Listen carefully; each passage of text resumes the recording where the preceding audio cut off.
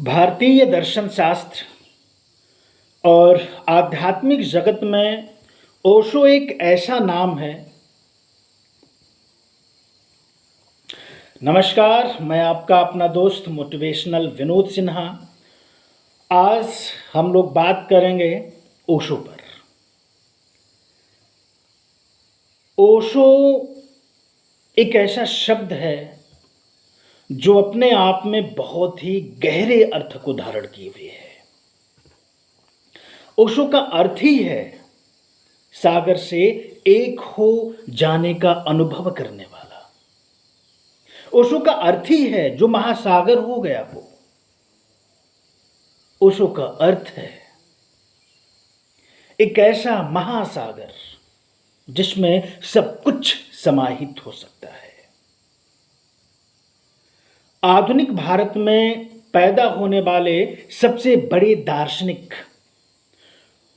एवं यथार्थ के परिचायक रजनीश ओशो का जन्म मध्य प्रदेश के कुचवाड़ा में जैन धर्म में हुआ था। ओशो बड़े ही तार्किक स्वभाव के थे।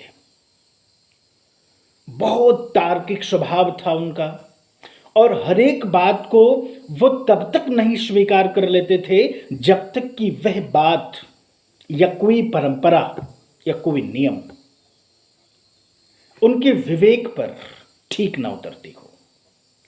किसी भी व्यक्ति को जिसको इस बात का दंभ हो कि वह बहुत ही ज्ञानी है, ओशो के पास चला जाए या चला जाता था और उसको अहंकार है ज्ञान का, उसको अहंकार है इस बात का कि वह ज्ञानी है, बस ओशो दो चार सवाल कर लेते उससे।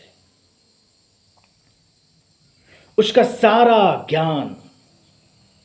ज्ञान का सारा अहंकार, सारा का सारा दंभ, जो झूठा दंभ ज्ञान का उसने पाल रखा था, सब चकनाचूर हो जाता था। और यूं मान लिए कि वह ओशो के पास से लहू लुहान होकर वापस लौट जाता था। कोई उत्तर न बन पड़ता था कि वह ओशो को एक तर्कपूर्ण उत्तर दे पाए। आप ओशो की लोकप्रियता का अंदाजा इस बात से लगा सकते हैं कि 183 देशों की सरकारें घबरा गई थी ओशो से, क्योंकि ओशो जिस देश में भी जाते थे हर एक देश में उनके अनुयायियों की संख्या में दिन प्रतिदिन इतनी बढ़ोतरी हो जाती थी कि सरकारें वहां की विचलित हो जाती थी। हजारों लाखों की संख्या में लोग उनके कायल थे, कायल हो जाते थे उनको सुनकर। ओशो के अनुयायी ओशो को भगवान की संज्ञा देते गए, उनकी पूजा करते गए, उनका अर्चन करते गए। ओशो जब बोलते थे,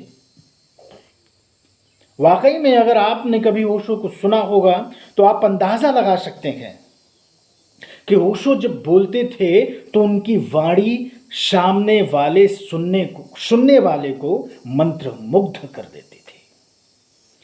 और मेरा तो ऐसा सौभाग्य नहीं रहा कि कभी ओशो को बैठकर सुन पाता।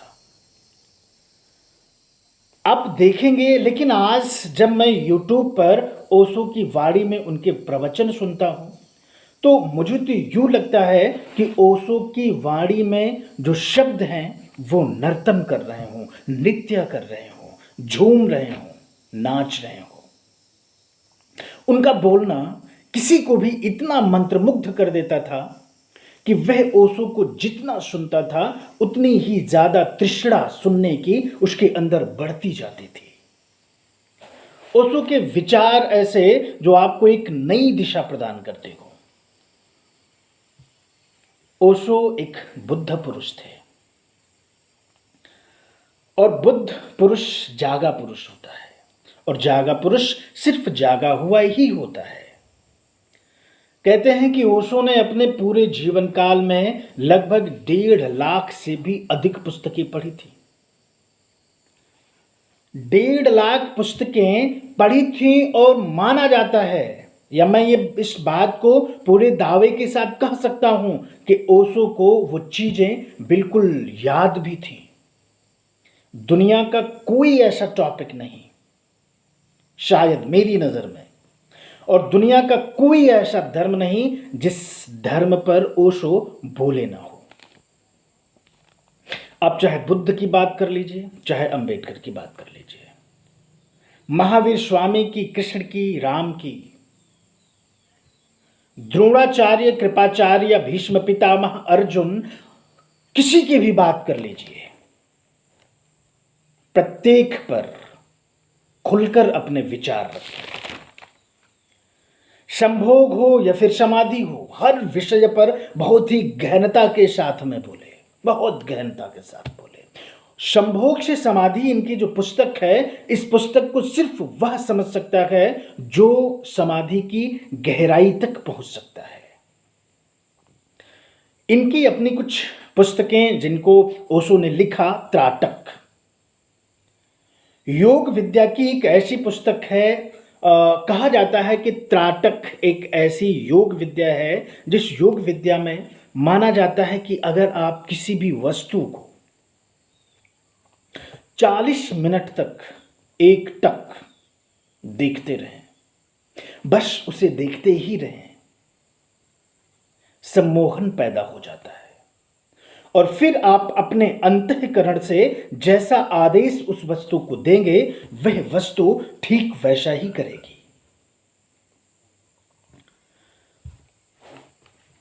उनकी पुस्तक जैसे कि भैरव तंत्र, यम नियम, शाश्वत नियम आज की दुनिया को एक नए सिद्धांत, आज की दुनिया को एक नया नजरिया देते हैं।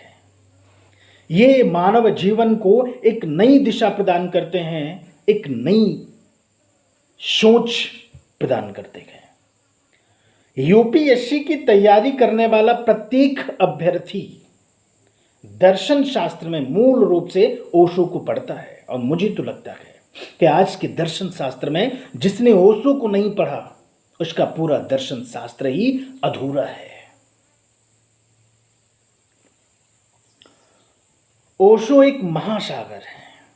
कहा जाता है कि कोई बूंद जो महासागर में गिरने को है, जब तक वह महासागर में गिरी नहीं है, जब तक वह महासागर में मिली नहीं है, तब तक तो उसका एक अस्तित्व होता है, तब तक तो उसकी एक सत्ता है कि उसे हम बूंद कह सकते हैं। लेकिन जैसे ही ये बूंद समाहित हो जाती है महासागर में, अब ये अपने अस्तित्व को खो देती है।